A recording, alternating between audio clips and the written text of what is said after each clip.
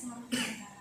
Islam Nusantara secara sederhananya adalah ajaran-ajaran Islam yang dikontekstualisasikan dan disesuaikan dengan prinsip-prinsip budaya dan akar-akar tradisi yang ada di seluruh Nusantara.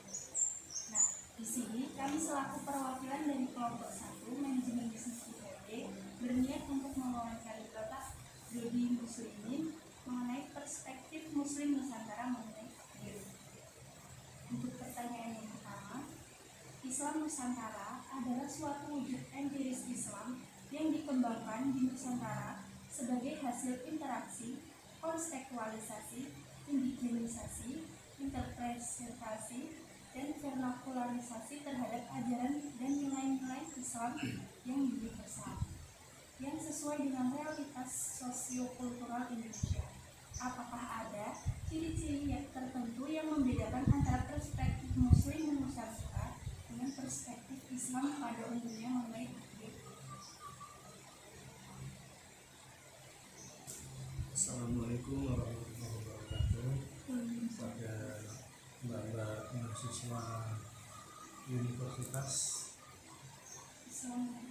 Islam Negeri Surakarta yang berbahagia, mengenai Islam Nusantara dan Islam yang lain, tentu secara garis besarnya dan umumnya adalah suatu Islam yang sama, antaranya Islam Indonesia yang dinamakan Islam Nusantara dan Islam Arab pada umumnya adalah sama, cuma ada sedikit perbedaan yang mana itu menyangkut daripada kultur daripada Islam Nusantara tersebut.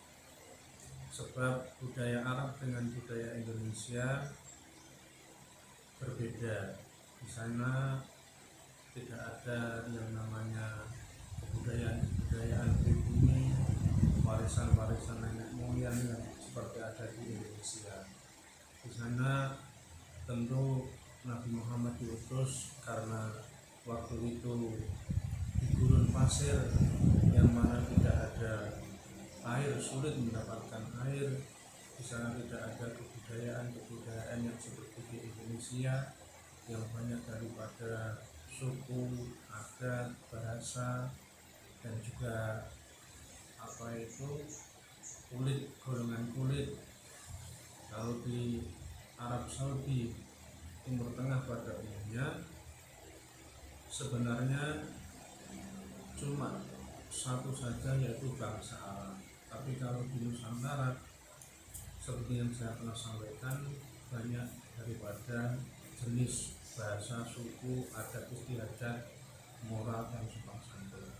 Maka Islam Nusantara itu sudah cocok di Indonesia karena dakwahnya daripada Wali Songo dan diteruskan oleh para ustadz, para ulama, para kiai yang ada di Indonesia, tidak melepaskan dan merubah daripada adat istiadat yang ada di Indonesia.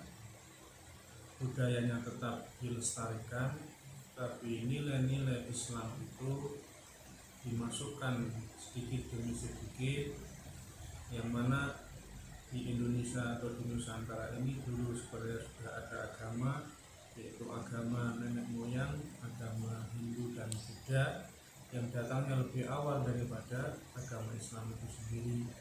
Maka dengan bijaksananya para pendakwah zaman dahulu yang tidak melepaskan dan tidak menghilangkan daripada budaya-budaya itu, seperti hanya wayang orang, wayang kulit, sekatenan dan lain sebagainya, itu tetap dilestarikan. Tapi ajaran-ajaran yang menyimpang daripada ajaran Islam sedikit demi sedikit dihilangkan, tapi secara halus dimasuki oleh ajaran-ajaran Islam. Secara garis besarnya adalah sama, cuma perbedaan kultur budaya yang ada di Indonesia di Nusantara inilah yang sampai pada saat ini Islam Nusantara bisa diakui dunia, masyarakat Indonesia umumnya bisa menerima, yang berhaluan mayoritas adalah ahlu sunnah wal jamaah, tetap mengedepankan kultur budaya yang ada, tapi tidak menghilangkan daripada ajaran-ajaran itu sendiri. Dan untuk pertanyaan kedua, pembagian takdir menurut ulama itu ada dua, yaitu takdir mubram dan takdir mu'allaq. Nah, takdir mubram yaitu takdir yang sudah paten dan tidak diubah dengan cara apapun. Sedangkan takdir mu'allaq yaitu takdir yang masih bersifat kondisional sehingga bisa diubah dengan ikhtiar manusia. Dari kedua takdir tersebut, menurut Bapak, apa saja yang masuk ke dalam takdir mubram dan mu'allaq, dan apakah takdir bisa diubah? Terima kasih, pertanyaan yang bagus. Takdir dibagi menjadi dua, takdir mubram dan takdir mu'allaq. Seperti yang telah kita ketahui di dalam nas Al-Quran dan hadis, bahwasanya manusia mulai diciptakan oleh Allah Subhanahu wa Ta'ala dalam perut ibu kita masing-masing, itu sebenarnya sudah ada ketentuan-ketentuan atau takdir-takdir yang mana takdir itu sudah ditetapkan oleh Allah untuk calon si jabang bayi atau calon manusia itu sendiri. Maka seperti firman Allah Subhanahu wa Ta'ala di dalam Al-Quran, Bismillahirrahmanirrahim, innallaha la yughayyiru ma biqaumin hatta yughayyiru ma bi anfusihim. Ini berkaitan dengan takdir mubram dan takdir mu'allaq. Takdir mubram, takdir yang tidak dapat dirubah karena sudah mulai dari zaman azali, ketika kita masih di perutnya ibu, waktu kandungan 4 bulan, kita disebulkan atau ditiupkan roh kita di dalam perut, maka bersamaan itulah Allah mencatat dan menetapkan satu jodoh kita, dua kematian kita, tiga rizki kita, empat bahagia dan sengsaranya kita di dalam dunia dan akhirat.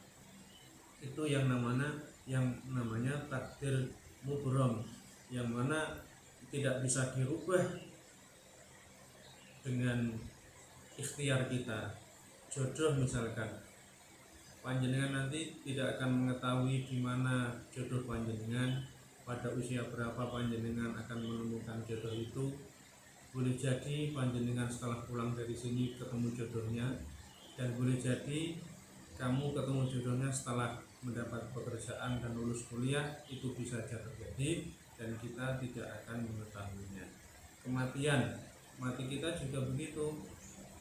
Kematian itu adalah hal yang mustahil adanya, dan semuanya manusia tidak akan mengetahui pada posisi umur berapakah manusia itu akan dijemput oleh yang namanya kematian. Rezeki kita juga begitu. Kita itu manusia diciptakan oleh Allah sama dalam bentuk wujud manusianya, tapi masalah rezeki itu tidak akan sama. Boleh jadi yang kelihatannya manusia itu tidak menjadi orang yang kaya, misalkan orang itu kecil, orang bisa tidak punya pengalaman pendidikan jenjang yang tinggi, tapi kalau Allah Subhanahu wa Ta'ala sudah mentakdirkan rezekinya itu banyak, akan menjadi orang yang kaya raya. Oleh karena itu, bahagia dan sengsaranya manusia itu juga termasuk di dalam kategori takdir mubram. Kemudian takdir mu'allaq, takdir yang mana digantungkan oleh sesuatu ikhtiar manusia itu sendiri. Seperti ayat yang telah saya sampaikan tadi, bahwasanya Allah tidak akan merubah nasib suatu kaum atau hambanya kecuali dengan ikhtiar manusia itu sendiri. Allah juga berfirman, wa nabluukum bisyarri wal khairi fitnah wa ilaina turja'un alladzi khalaqal mauta wal hayata liyabluwakum ayyukum ahsanu amala. Seperti hanya takdir mu'allaq, ini tergantung kepada kerja kita, usaha kita masing-masing. Boleh jadi kita itu ditakdir menjadi orang kaya, akan tapi kalau memang takdir itu mu'alaknya digantungkan dengan usaha kita, tidak akan bisa kaya tanpa dengan usaha atau kerja kita masing-masing. Seperti hanya sedekah, dalam hadis diterangkan bahwasanya sedekah itu bisa memperpanjang umur, bisa menambah rezeki. Itu juga namanya takdir mu'alak.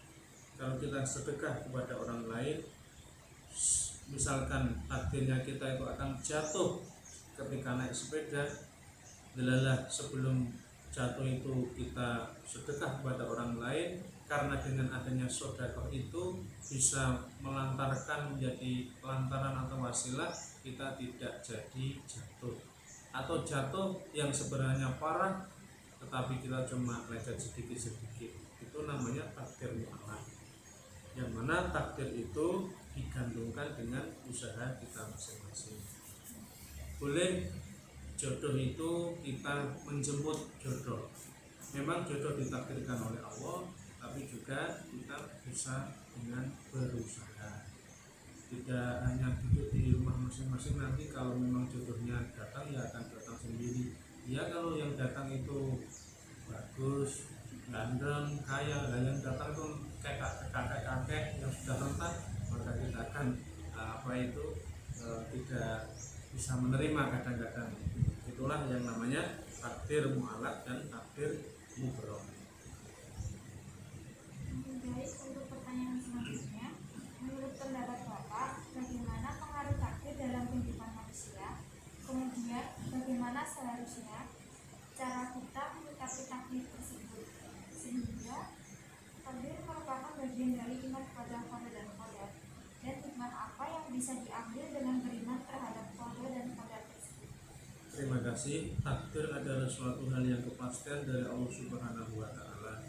Misalkan kita diberi di dalam catatan amal atau roh kita di zaman azali sebelum kita dilahirkan oleh ibu kita masing-masing, sudah dicatat takdir kita mengenai misalkan umur kita.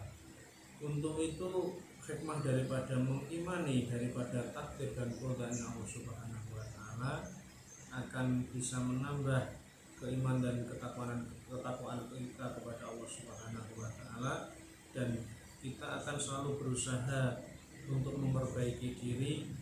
Yang namanya kematian tidak bisa ditebak, boleh jadi kita matinya muda atau tua atau bahkan tua renta. Untuk itu kalau kita percaya dengan qada dan takdirnya Allah Subhanahu wa Ta'ala, kita tidak akan berprasangka buruk atau suudzon kepada Allah Subhanahu wa Ta'ala. Apa yang telah digariskan kepada kita, tentu kita akan menerima dengan husnudzon, dengan ikhlasnya hati, dengan menerimanya hati qanaah, sehingga akan menuju daripada keibadahan kita kepada Allah Subhanahu wa Ta'ala untuk selalu mempersiapkan diri menghadapi takdir dan qadanya Allah Subhanahu wa Ta'ala. Untuk pertanyaan selanjutnya, jika takdir kita sudah ditentukan oleh Allah SWT, lalu mengapa ketika di akhirat nanti harus ada pertanggungjawaban? Terima kasih. Seperti ayat yang telah saya sampaikan, alladzi khalaqal mauta wal hayata liyabluwakum ayyukum ahsanu amala. Allah adalah zat yang mana telah menjadikan kehidupan dan kematian adalah menjadi ujian bagi kita semuanya. Untuk apa? Untuk ditimbang, untuk dicatat ayyukum ahsanu amala. Mana-mana toh kamu semuanya itu makhluk saya Allah Subhanahu wa Ta'ala yang lebih baik amal ibadahnya ketika di dunia. Betul, memang kalau takdir sudah ditakdirkan, kenapa kalau besok di hari kiamat masih kita dimintai pertanggungjawaban oleh Allah Subhanahu wa Ta'ala? Karena manusia itu dilahirkan di dunia ini adalah hanyalah ujian. Wa nabluukum bisyarri wal khairi fitnah.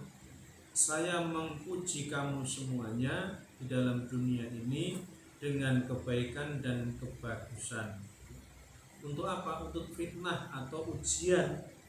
yang mana seperti panjenengan itu ketika kuliah nanti akan diuji oleh dosen-dosen panjenengan, di manakah di antara peserta-peserta kuliah atau anak didik itu nilainya yang tertinggi, itu nanti yang menentukan adalah para dosen panjenengan. Begitu juga di dalam dunia, amal-amal ibadah kita nanti akan dimintai pertanggungjawaban oleh Allah Subhanahu wa taala di dalam akhirat.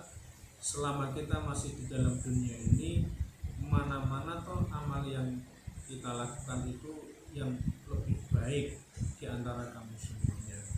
Hikmah daripada dijadikan takdir qada kita oleh Allah Subhanahu wa taala dan tidak diungkapkan di awal kehidupan kita, supaya kita nanti ketika dimintai pertanggungjawaban oleh Allah Subhanahu wa taala itu kita akan menjadi orang-orang yang amalnya lebih baik ataukah amalnya lebih jelek daripada teman-teman kita yang ada hidup di dalam dunia. Ketika nanti kita di akhirat akan dimintai pertanggungjawaban, dikasih buku amalan, catatan amalan kita ketika hidup di dunia, itu semuanya akan dibuka oleh Allah Subhanahu wa taala, yang mana kalau amal kebaikan kita ditimbang lebih banyak dan lebih berat, tentu akan mendapat balasan surga. Sebaliknya, apabila amal kebaikan kita itu lebih sedikit daripada kejelekan kita, maka tentu balasannya yaitu siksanya Allah Subhanahu wa taala. Untuk pertanyaan yang terakhir, di negara Indonesia, khususnya di Pulau Jawa, ada salah satu kepercayaan yang masih dianut oleh sebagian masyarakat sampai sekarang ini, bahwasanya kalau seseorang akan menikah tidak boleh jinu, yaitu pernikahan antara anak pertama dengan anak ketiga. Kita sebagai seorang muslim, apakah boleh menerapkan ketentuan tersebut? Dan padahal Allah SWT telah menetapkan jodoh, rezeki, dan kematian seseorang. Terima kasih. Itu pertanyaan yang sangat bagus, yang mana masyarakat kita terutama di Pulau Jawa ini masih mempercayai hal-hal yang sifatnya kejawen atau mistis atau takhayul dan lain sebagainya. Pernikahan antara orang pertama atau anak pertama dan anak yang ketiga yang dinamakan jinu, memang itu sebagian masyarakat di Pulau Jawa kita ini masih banyak yang mempercayai, tapi juga banyak yang sudah tidak mempercayai, karena kembali kepada takdir qada dan qadarnya Allah tadi, yang mana semua yang akan menentukan bahagia ujung dunia akhiratnya atau rezeki kita adalah Allah Subhanahu wa taala. Itu kalau menurut perspektif ajaran kita Islam yang dibawa oleh Nabi Muhammad SAW, itu adalah sebagian daripada mempercayai hal-hal yang sifatnya musyrik. Maka untuk kita sebagai seorang muslim yang baik, sebaiknya tidak mempercayai itu, walaupun di luar sana masyarakat masih banyak yang percaya dengan itu, karena mungkin saja ketidaktahuannya terhadap Islam, ajaran Islam itu sendiri, mungkin saja karena juga tekanan-tekanan dari pihak keluarga. Kowe ora usah rapi karo kae, saya mergo anak yang ketiga, kamu yang anak pertama, itu tidak baik. Biasanya tekanan daripada keluarga, akhirnya si calon pemandan itu menuruti keluarganya. Kalau secara garis besarnya, pernikahan jinu itu cuma ajaran-ajaran nenek moyang kita dahulu yang sedikit masih diterapkan di dalam adat Jawa kita. Tapi kalau panjenengan kita semuanya sudah mengetahui Islam secara kafah atau keseluruhan, kita kembali kepada takdir Allah Subhanahu wa taala, yang mana semuanya diserahkan kepada Allah. Yang menentukan baik dan tidaknya adalah Allah Subhanahu wa taala. Jadi jangan begitu percaya terhadap pernikahan yang namanya jinu. Saya sendiri juga anak yang pertama, istri juga anak yang ketiga.